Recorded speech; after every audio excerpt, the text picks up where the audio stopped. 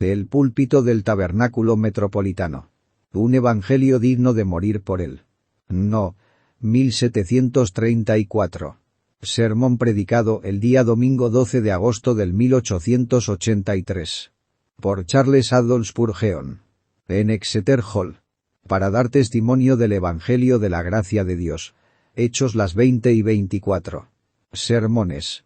Pablo dice que, en comparación de su gran meta de predicar el evangelio, no estimaba su vida como de algún valor para sí mismo. Sin embargo, estamos convencidos que Pablo valoraba mucho su vida. Tenía el mismo amor por la vida que tienen las demás personas, y además sabía que su vida tenía trascendencia tanto para las iglesias como para la causa de Cristo. En otro lugar mencionó: «Pero quedarme en la carne es más necesario por causa de vosotros». Pablo no estaba hastiado de la vida, ni era una persona vana que podía tratar la vida como si fuera un objeto que pudiera ser desechado con ligereza. Él valoraba la vida, pues apreciaba el tiempo, que es el componente del cual está hecha la vida, y trataba de utilizar al máximo cada día y cada hora, redimiendo el tiempo, porque los días son malos. Sin embargo, dijo sobriamente a los ancianos de la iglesia de Éfeso que no consideraba su vida como algo valioso en comparación de llevar el testimonio del evangelio de la gracia de Dios. De acuerdo al versículo que estamos analizando, el apóstol consideraba su vida como una carrera que hay que correr. Ahora, entre más rápido se corra una carrera, es mejor. Ciertamente la longitud no es el objeto del deseo.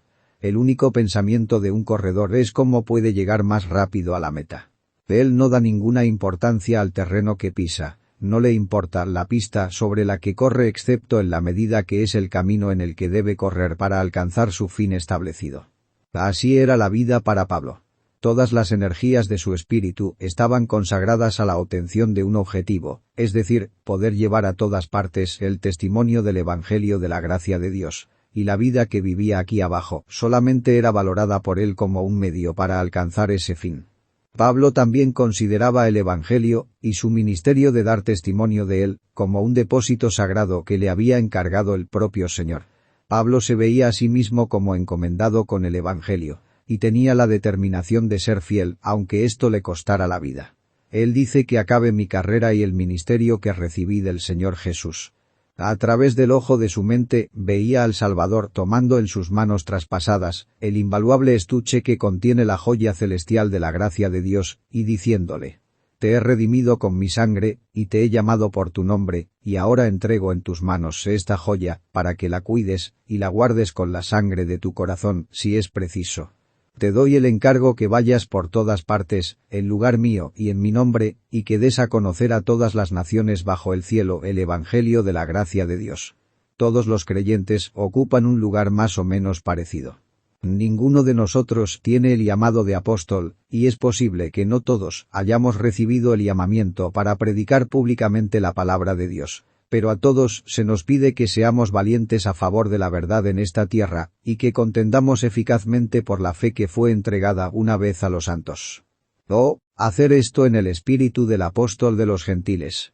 Como creyentes somos llamados a una forma de servicio, y así debemos estar motivados para hacer de nuestra vida una carrera, y considerarnos guardianes del evangelio, igual que la persona que lleva la insignia de un regimiento se considera a sí misma comprometida a sacrificar cualquier cosa por conservarla.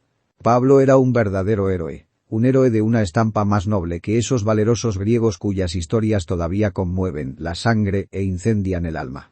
En gran medida su heroísmo buscaba la fama, la aprobación de sus conciudadanos, o dependía de la excitación animal que generaba el campo de batalla. Pero el heroísmo de Pablo Comar en cuanto a lo humano, era deliberado, y no buscaba la fama por lo que se podía manifestar tanto en la soledad del calabozo como en la asamblea de los fieles. Pablo se despedía de sus amigos que estaban sumidos en el llanto, y se encaminaba a pruebas de intensidad desconocida, pero era totalmente inconmovible por el miedo, y avanzaba en su camino sin hacer preguntas.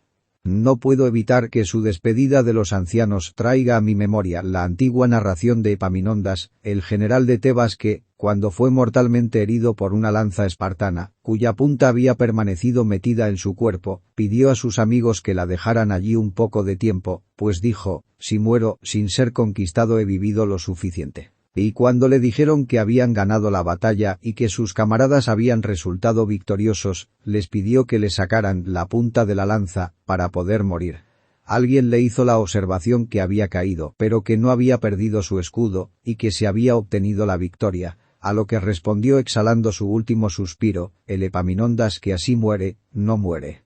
De la misma manera Pablo ha vivido lo suficiente si el Evangelio sigue prosperando en su curso, y aunque entregue su vida, no muere si su ministerio se realiza. Permítanme leerle sus palabras, y ustedes juzgarán si no tienen ese sonido heroico. Ahora, he aquí yo, voy a Jerusalén con el espíritu encadenado, sin saber lo que me ha de acontecer allí, salvo que el Espíritu Santo me da testimonio en una ciudad tras otra, diciendo que me esperan prisiones y tribulaciones. Sin embargo, no estimo que mi vida sea de ningún valor ni preciosa para mí mismo, con tal que acabe mi carrera y el ministerio que recibí del Señor Jesús, para dar testimonio del Evangelio de la gracia de Dios. Esta mañana vamos a preguntarnos, ¿cuál era este Evangelio que Pablo consideraba digno de morir por él? El Evangelio de la gracia de Dios. Cuando hayamos hecho esa pregunta, pienso que estaremos preparados para otra. Si no podemos morir por él, ¿cómo podemos vivir por él? Y luego, en tercer lugar, voy a enfatizar esta consagración respondiendo la pregunta. ¿Por qué debemos hacerlo? Oh, que el Espíritu Santo obre en nosotros la santa devoción y la abnegación de Pablo. Y primero, entonces, vamos a preguntarnos esta mañana, ¿cuál era este Evangelio por el que Pablo estaba dispuesto a morir? No es cualquier cosa llamada Evangelio la que puede producir tal entusiasmo, o merecerlo. Pues, queridos hermanos, tenemos evangelios en estos días por los que no quisiera morir, ni les recomendaría que vivieran conforme a esos evangelios, en la medida que se van a extinguir en pocos años. No vale la pena morir por una doctrina que se va a extinguir.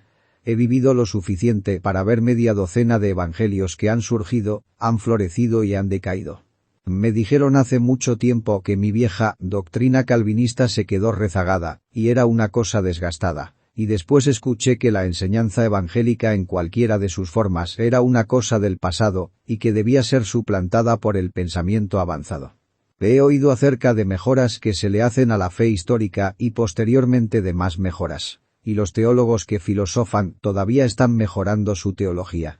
Han continuado avanzando, y solo el cielo sabe, y tal vez el infierno también, hasta dónde van a llegar. Yo no lo sé. Yo no moriría por ninguno de los sistemas modernos. Me gustaría preguntarles a los teólogos si hay alguna doctrina positiva en la Biblia, y si cualquier forma de enseñanza podría ser juzgada en algún momento digna de morir por ella. O si los mártires no fueron unos grandes tontos que murieron por verdades que pudieran haber sido valiosas para ellos, pero que el desarrollo del pensamiento las ha lanzado al desuso. Esos hombres y mujeres que fueron llevados a Smithfield y que murieron quemados por Cristo, no fueron unos necios, cada uno de ellos, muriendo por un conjunto de ideas que el pensamiento moderno ha derrumbado completamente. Estoy convencido que para nuestros teólogos modernos no hay tal cosa como la verdad permanente, o que, si la hay, no están seguros de haberla alcanzado. Han hecho excavaciones, y han cavado, y han cavado. Miren los oscuros fosos de incredulidad que han abierto, pero no han llegado hasta la roca todavía. Esperen un poco más. Algunos de estos días puede ser que encuentren algo sólido, pero hasta ahora solo han perforado a través de capas de arena. Sin embargo, solía existir un evangelio en el mundo que consistía en hechos que los cristianos nunca cuestionaron. Había una vez un evangelio en la iglesia que los creyentes abrazaban en sus corazones como si fuera la vida de sus almas. Existía un evangelio en el mundo que provocaba el entusiasmo y exigía sacrificios. Decenas de miles se han congregado para oír este evangelio con el riesgo de sus vidas.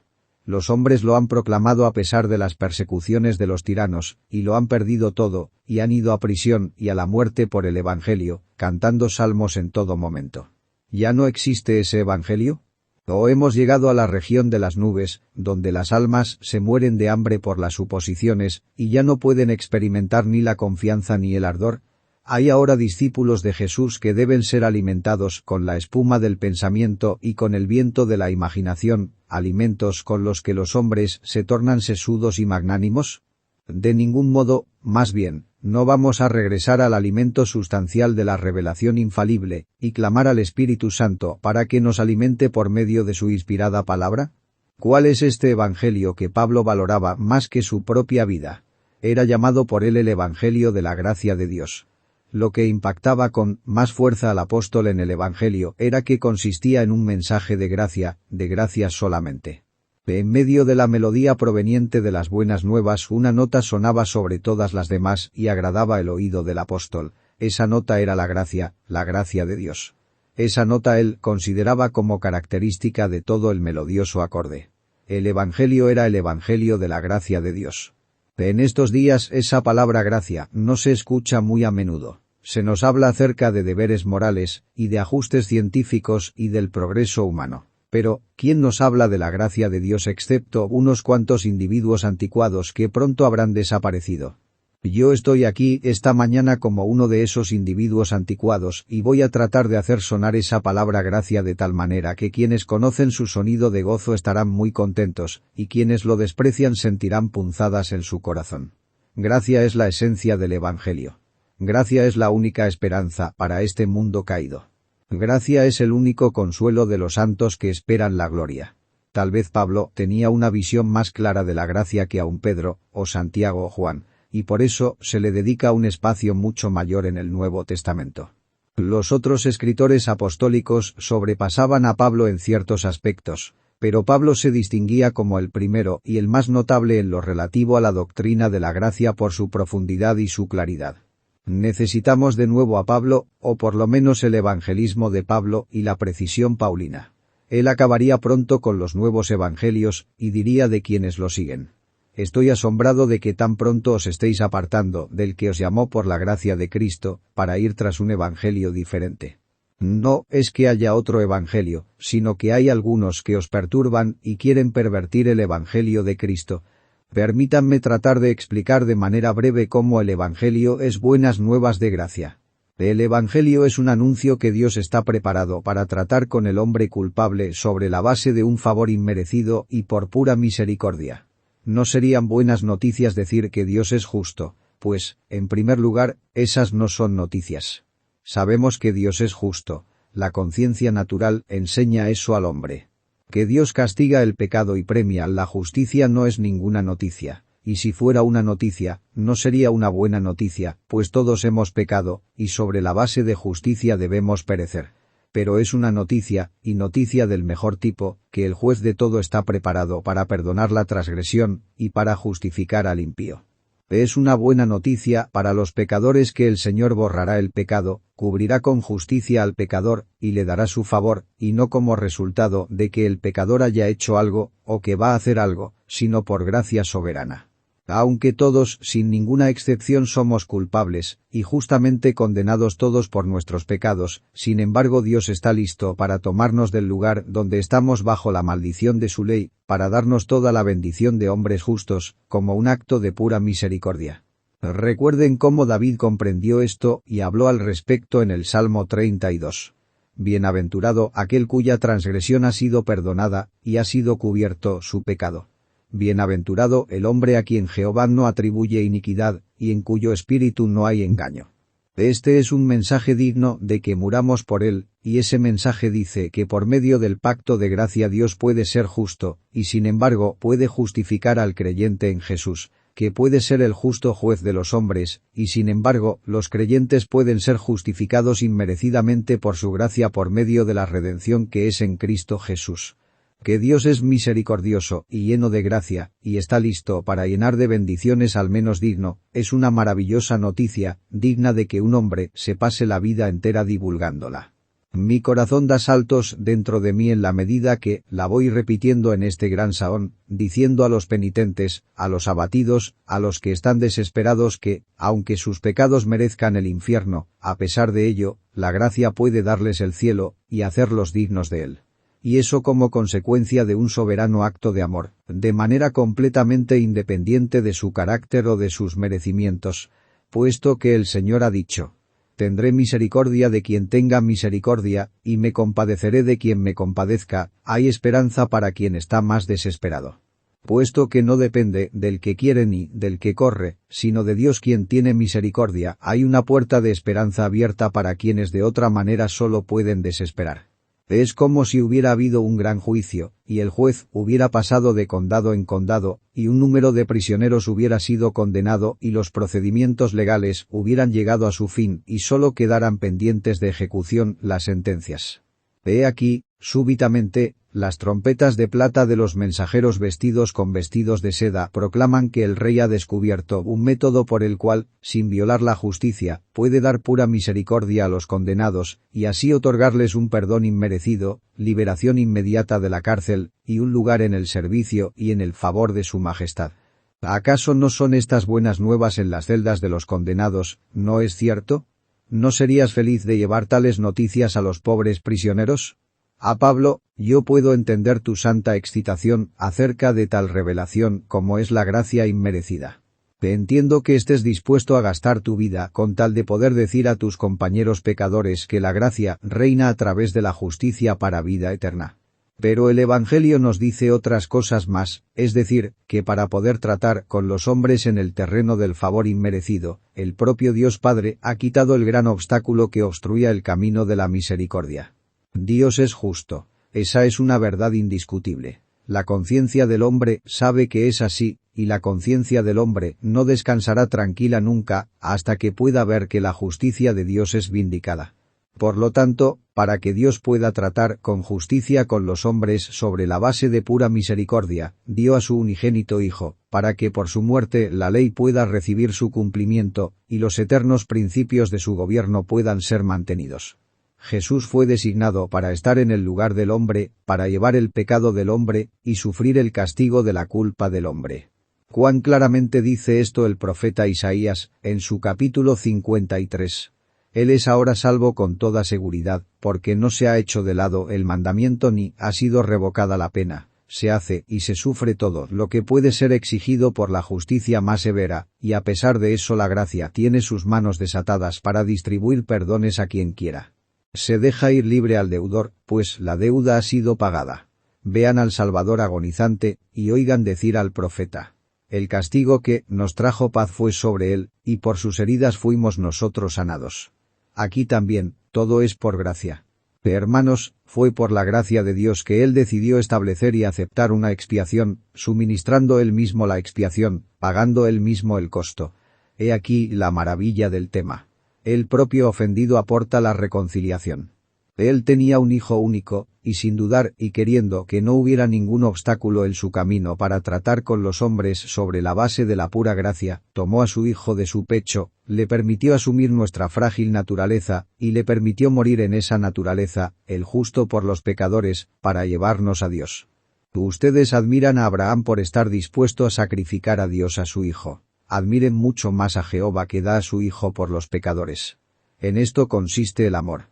No en que nosotros hayamos amado a Dios, sino en que Él nos amó a nosotros y envió a su Hijo en expiación por nuestros pecados. Este, pues, es el Evangelio de la gracia de Dios. Que Dios puede, sin quebrantar la justicia, tratar con los hombres sobre la base de pura misericordia, de manera totalmente independiente de sus pecados o de sus méritos, porque sus pecados fueron puestos sobre su amado Hijo Jesucristo, quien ha ofrecido a la justicia divina una satisfacción completa, de tal forma que Dios es glorioso en santidad y sin embargo rico en misericordia. Amado Pablo, hay algo aquí digno de ser predicado. En el Evangelio también se revela un motivo para la misericordia que es acorde con la gracia de Dios. Se necesita siempre un motivo competente en la acción de cada hombre sabio. Los hombres no actúan sin razón si son hombres razonables. Lo mismo se aplica a Dios, la más elevada de todas las inteligencias. Él actúa sobre la base de las más elevadas razones. Su motivo para tratar con los hombres sobre la base de la gracia gratuita es la revelación de su propio glorioso carácter. Él dice: no es por causa de vosotros que hago esto, sabedlo bien, dice el Señor Jehová. Avergonzaos y cubríos de afrenta a causa de vuestros caminos, oh casa de Israel. Obra las maravillas de su gracia. Todo esto es para que ahora sea dada a conocer, por medio de la Iglesia, la multiforme sabiduría de Dios a los principados y las autoridades en los lugares celestiales, conforme al propósito eterno que realizó en Cristo Jesús, nuestro Señor.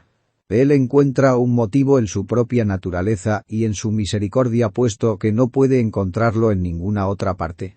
Él tratará con los hombres culpables de conformidad a la soberanía de su voluntad, para la alabanza de la gloria de su gracia, que nos dio gratuitamente en el amado. Él salva a los hombres para que su propio amado Hijo Jesucristo sea enaltecido y alabado, y sea puesto en las alturas, y que su Espíritu Santo pueda ser honrado en la regeneración de las naturalezas rebeldes.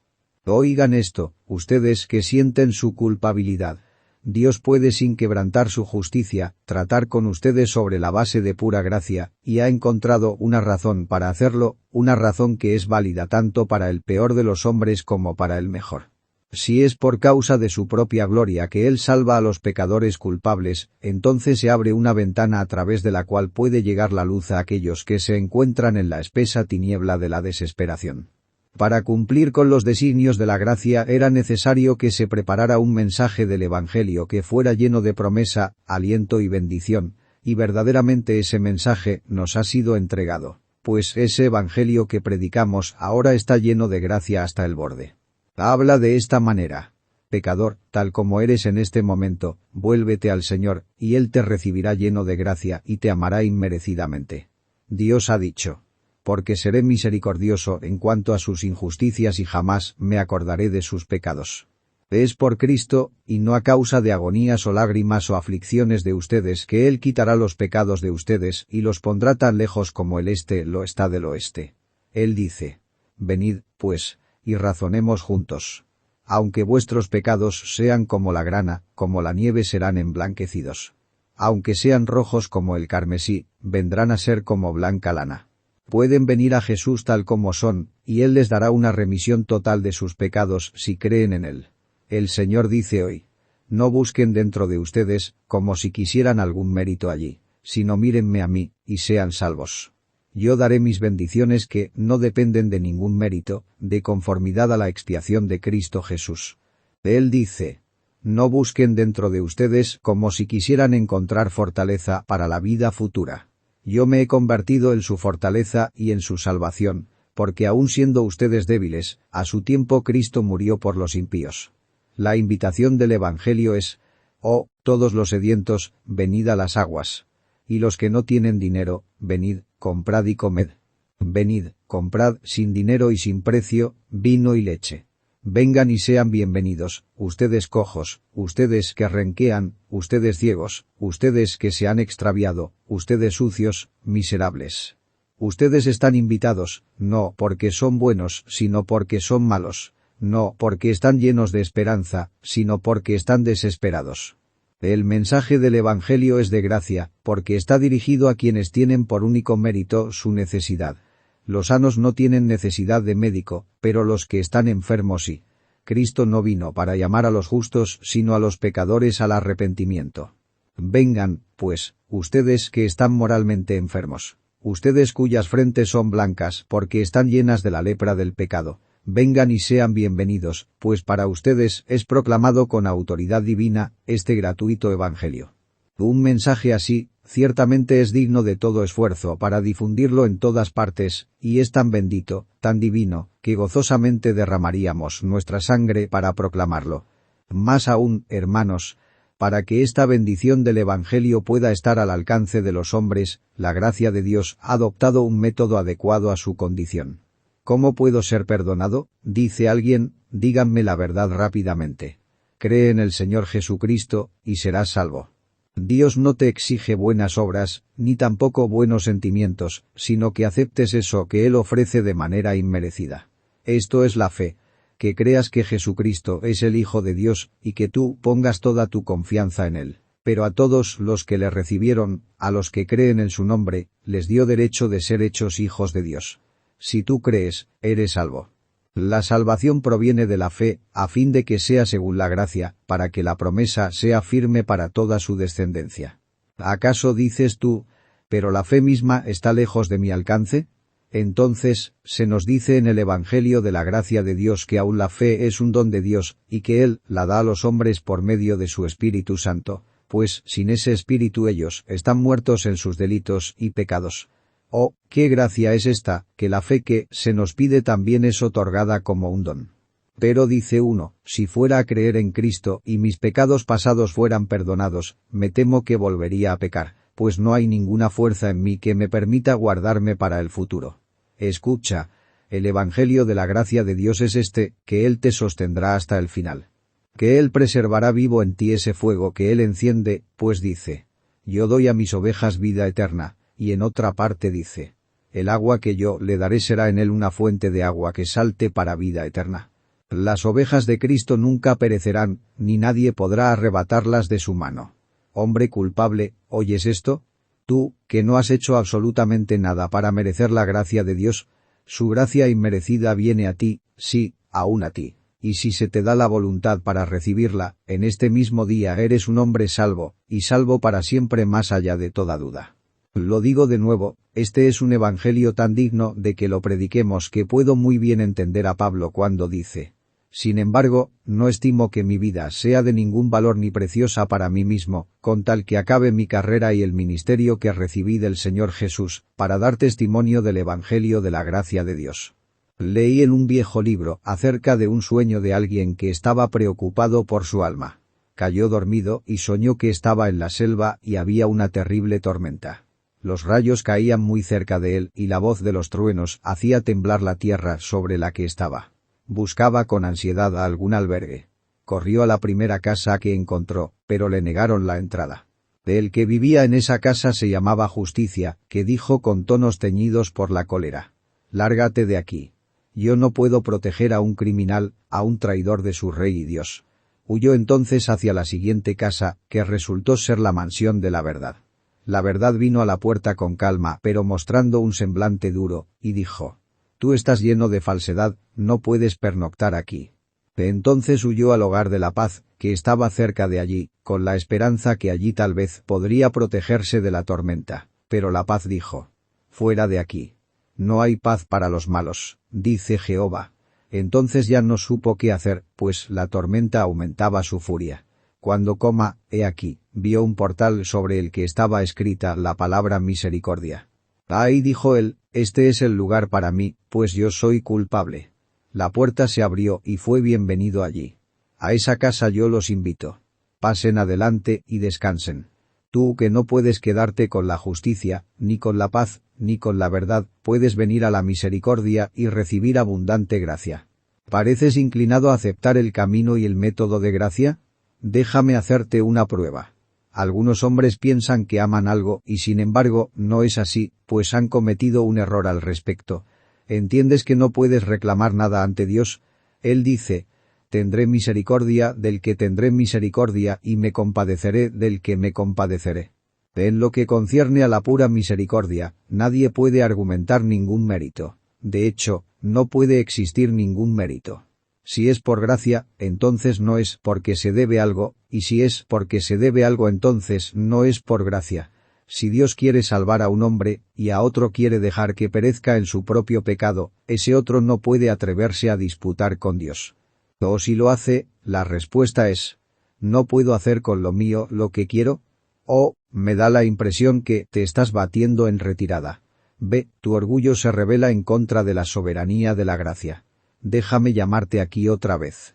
Aunque no tienes ningún mérito, hay otra verdad que te sonríe, pues, por otro lado, no hay nada que te impida obtener misericordia. Si no necesitas ninguna bondad que te recomiende ante Dios, puesto que lo que Él otorga es favor inmerecido, entonces de la misma manera ninguna maldad puede dejarte fuera de recibir ese favor. No importa cuán culpable pueda ser, puede ser que Dios te muestre su favor. En otros casos Él ha llamado al primero de los pecadores. ¿Por qué no también a ti?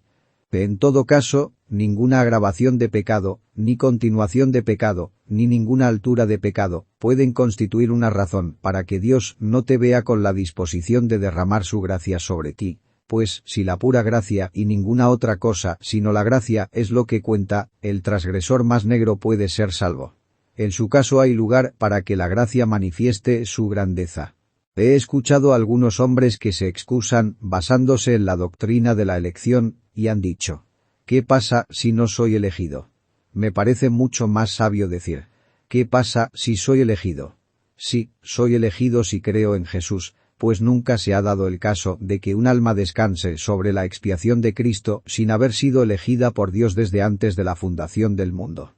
Este es el Evangelio de la gracia de Dios, y yo sé que toca el corazón de muchos de ustedes. A menudo sacude mi alma como el sonido de música marcial, cuando pienso en la gracia de mi Señor desde toda la eternidad, una gracia que es constante para su elección y permanecerá constante cuando todas estas cosas visibles desparezcan como chispas que saltan de la chimenea. Mi corazón se llena de gozo dentro de mí cuando predico acerca de la gracia inmerecida y el amor que muere. Puedo entender por qué las multitudes se reunían en la noche para escuchar acerca de la gracia de Dios.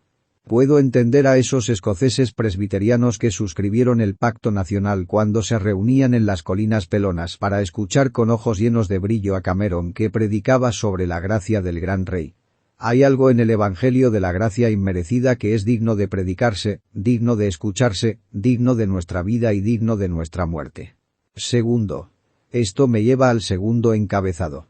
Ustedes y yo todavía no hemos sido llamados a morir por él. Pongamos todo nuestro empeño en vivir para él. ¿Cómo podemos vivir para este Evangelio de la gracia de Dios? Respondo, en primer lugar, que si alguien vive para este Evangelio, debe haberlo recibido de Dios y debe haber recibido un llamado para servir o ministrar a ese Evangelio. Debe sentirse obligado a mantener y guardar este Evangelio, no tanto porque él lo ha escogido, sino porque el Evangelio lo ha escogido a él. No recuerdo exactamente quién fue, pero a un cierto ministro del pasado se le dijo que no podía predicar en un determinado púlpito si sostenía las doctrinas de la gracia. Bien, dijo él, pienso que se me permitirá predicar allí, pues puedo decir con toda certeza que no sostengo las doctrinas de la gracia, las doctrinas de la gracia me sostienen a mí. Eso pudiera ser más bien un juego de palabras, pero hay una grandiosa verdad en ello. Cuando un hombre escoge y selecciona su credo, las probabilidades son que muy pronto escogerá de nuevo, y seleccionará otro la próxima vez. Hay alrededor del amor que constituye nuestra bendición doméstica un algo de necesidad.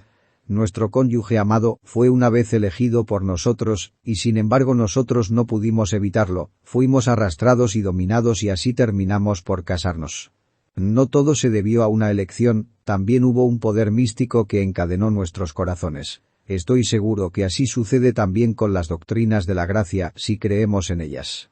Las escogimos con un alma decidida, pero sin embargo fuimos constreñidos a escogerlas y no hubiéramos podido hacer otra cosa. Para mí no hay sino una forma de doctrina, no conozco otra. Hermanos, no puedo creer otra cosa que aquello que prediqué hace casi 29 años en este púlpito. Creo que he leído tanto como otros hombres, y conozco la mayor parte de las divagaciones de los pensadores más novedosos, pero nunca he alcanzado su secreto, y nunca voy a lograrlo. Aborrezco la simple idea de hacer una mejora al Evangelio que Pablo predicó. Yo soy hoy lo que era cuando, siendo aún joven, prediqué a las multitudes en este lugar. No he progresado en mi teología ni un ápice. Creo que ahora puedo predicar mejor, con un conocimiento experimental de la verdad. Pero lo que prediqué hace 33 años es lo que predico hoy. Ustedes conocen la historia del muchacho que se paró sobre la cubierta que se incendiaba porque su padre le dijo: «Párate allí», y yo deseo imitar su firmeza. Otros muchachos podrían ser más sabios que él, pero su sabiduría fue la obediencia. Yo prefiero obedecer a Dios que ser sabio con mi propia sabiduría.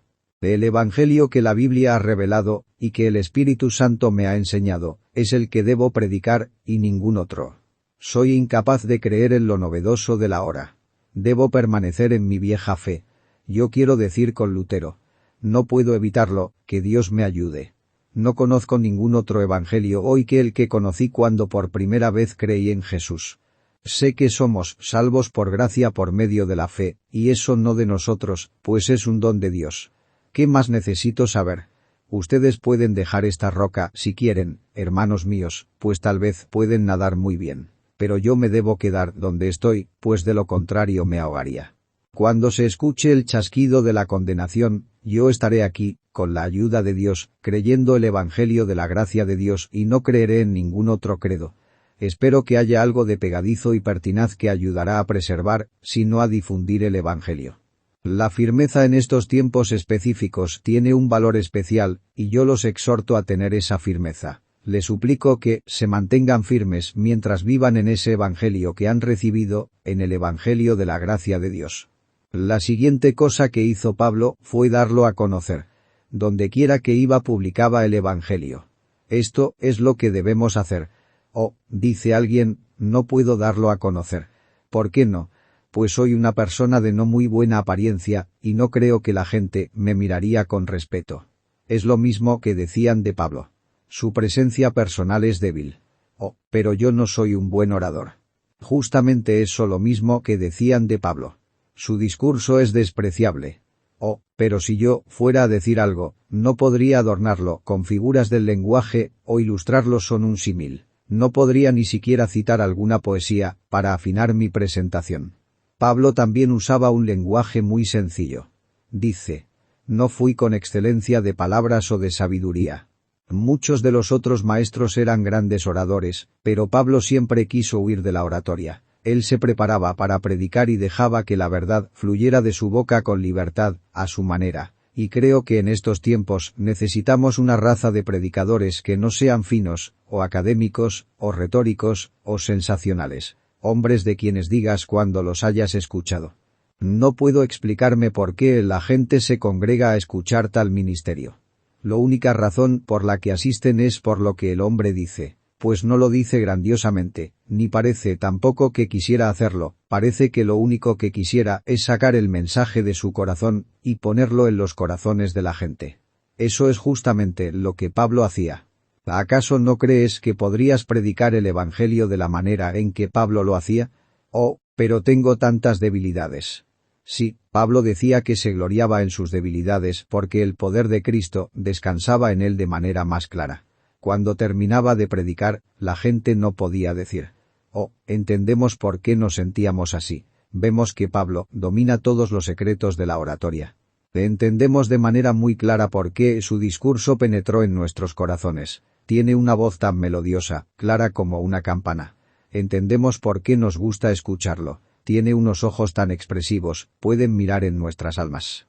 Ahora, Pablo, con toda probabilidad, tenía ojos débiles. De acuerdo a su nombre era un hombre de baja estatura, y muy probablemente hablaba con toda sencillez. Sin embargo nunca lamentó ser así. Por el contrario, creía que en su debilidad era fuerte, pues el poder de Cristo descansaba en él. También esperaba que por esta misma razón la fe de ellos no descansaría en la sabiduría humana, sino en el poder de Dios. Hermanos y hermanas, todos somos capaces, si este fuera el caso, de ir y anunciar a otros el Evangelio de la gracia de Dios. Más aún todavía, Pablo deseaba dar testimonio del Evangelio. Ahora, dar testimonio es algo más que proclamar, quiere decir dar un testimonio personal de la verdad. Pablo estaba especialmente calificado para dar testimonio, ¿no es cierto? Cuando predicaba con frecuencia, decía esa historia acerca del fiero perseguidor que iba camino de Damasco, y que fue súbitamente derribado. Un perseguidor que nunca había pedido ser salvo por gracia, que no tenía ningún libre albedrío hacia Cristo, pero que tenía una firme voluntad en contra de él, que arrastraba a hombres y mujeres a prisión, los forzaba a blasfemar, siendo terriblemente encarnizado contra ellos. Oh, con cuánta dulzura Pablo anunciaba el Evangelio de la gracia de Dios cuando decía, «El Señor se me apareció en el camino. No obstante, por esta razón recibí misericordia, para que Cristo Jesús mostrase en mí, el primero, toda su clemencia, para ejemplo de los que habían de creer en él para vida eterna».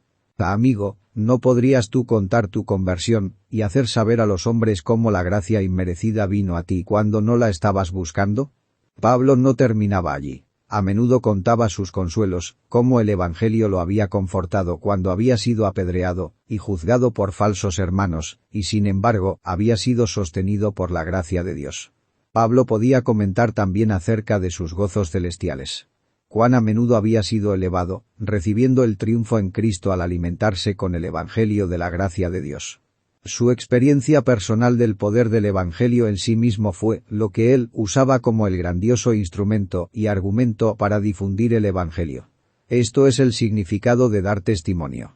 Amigo mío, si el Evangelio no ha hecho nada por ti, cállate o habla en contra de él. Pero si el Evangelio ha hecho por ti lo que ha hecho por algunos de nosotros, si ha cambiado la corriente de tu vida, si te ha levantado del muladar y te ha hecho sentar como en un trono, si hoy es tu alimento y tu bebida, si es el centro y el sol de tu vida, entonces debes dar un testimonio constante de él. Si el Evangelio se ha convertido para ti en lo que es para mí, la luz en lo más profundo de mi corazón, la esencia de mi ser, entonces proclámalo donde quiera que vayas. Haz que los hombres sepan que aun si ellos lo rechazan, para ti es el poder de Dios para salvación, y lo será también para cada hombre que crea. Tercero, mi tiempo se ha terminado, pero todavía me voy a tomar un minuto para recordarles las razones por las cuales, hermanos míos, debemos vivir para dar a conocer el Evangelio de la gracia de Dios. En primer lugar, porque es el único Evangelio en el mundo, después de todo. Estos evangelios que surgen de pronto, que vienen y van como volantes, que brillan por un rato y luego son desechados, no pueden aspirar a alcanzar el interés de los hombres. Estas lunas cambiantes de doctrina, ¿qué están haciendo por Inglaterra? Están haciendo mucho daño en esta ciudad. Están impidiendo a las masas de la población a que vayan a algún lugar de adoración. ¿Por qué deberían asistir a oír incertidumbres? ¿Por qué deberían asistir para oír solamente enseñanzas acerca de sus deberes y para ser moralizados, etcétera, etcétera? Los hombres no son guiados a congregarse en multitudes por unas atracciones tan pobres. No estoy seguro que deba atravesar la calle domingo a domingo para escuchar simplemente un ensayo moral. Prefiero quedarme en casa y leer el periódico. Pero para oír el Evangelio de la gracia de Dios vale la pena caminar una milla, y si ese Evangelio fuera predicado con sencillez en todas nuestras iglesias y capillas, les garantizo que veríamos muy pocos espacios vacíos. La gente vendría para oírlo, pues así lo han hecho siempre. Es el Evangelio sin gracia el que hace morir de hambre al rebaño, abandonando los pastos. Es el razonamiento de Socinio, quien presentaba a Jesús como la revelación de Dios, pero que sin embargo era únicamente hombre, el que guía a los hombres a tratar el ministerio y la adoración pública con desprecio. El viejo evangelio es un olor agradable que atrae a las masas. Cuando Whitefield tronaba predicándolo, ¿qué lugar era lo suficientemente amplio para albergar a los miles? El hombre necesita algo que dé ánimo a su corazón en su trabajo, y le dé esperanza bajo la convicción de pecado. Como el sediento necesita el agua, así el hombre necesita el Evangelio de la gracia de Dios. Y no hay dos evangelios en el mundo como tampoco hay dos soles en los cielos. Solo hay una atmósfera en la que nosotros respiramos, y un solo evangelio por el que vivimos. Porque nadie puede poner otro fundamento que el que está puesto, el cual es Jesucristo. Por tanto, proclamen el evangelio, para que los hombres no mueran por falta de conocimiento de él. A continuación, háganlo porque es para la gloria de Dios. ¿Acaso no ven cómo glorifica a Dios? Coloca en un lugar muy bajo al pecador, hace que el hombre no sea nada, pero Dios es todo en todo. Pone a Dios en un trono y arrastra al hombre en el polvo, y luego, dulcemente, lleva a los hombres a adorar y dar reverencia al Dios de toda gracia, que pasa por alto la transgresión, la iniquidad y el pecado. Por tanto, proclámenlo. Proclámenlo, porque así ustedes glorificarán a Cristo. Oh, si viniera a este púlpito esta mañana, con cuánta alegría haríamos un lugar para él.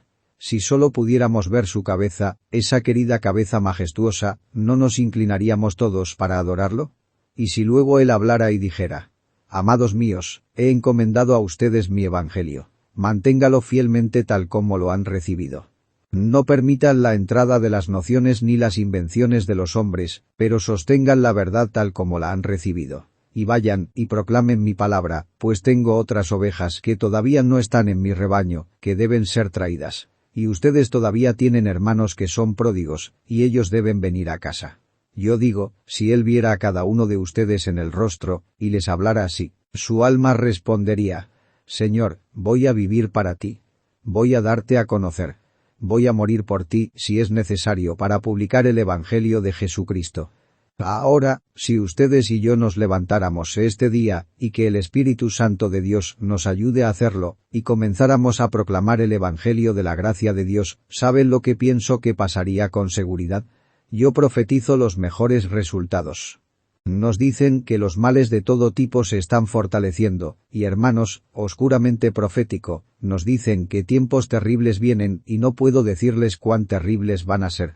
La nefasta influencia del Papa va a regresar de acuerdo a algunos, y nuevamente la ramera de las 7 colinas va a dominar en toda la tierra. ¿Acaso es así? Ya lo veremos. Si ustedes proclaman el Evangelio con denuedo, les digo que no será así. Si el Evangelio de la gracia de Dios es predicado de manera completa y cierta, no puede ser así. Escuchen lo que vio Juan. Vi a otro ángel que volaba en medio del cielo, que tenía el Evangelio eterno para predicarlo a los que habitan en la tierra, a toda nación y raza y lengua y pueblo. Decía a gran voz: temed a Dios y dadle gloria. ¿Ven a ese ángel? Observen lo que sigue. Detrás de ese ángel, muy cerca vuela otro heraldo celestial. Y siguió otro ángel, un segundo, diciendo: ha caído Babilonia la grande. Todas las naciones habían bebido del vino de la furia de su inmoralidad. Vuela, ángel del Evangelio eterno. Vuela, pues con seguridad en la medida que mantengas tu vuelo, ese otro ángel te seguirá proclamando la caída de Babilonia, y de cualquier otro sistema que se oponga a la gracia del Señor Dios Todopoderoso. Que el Señor los mueva por su nombre. Amén.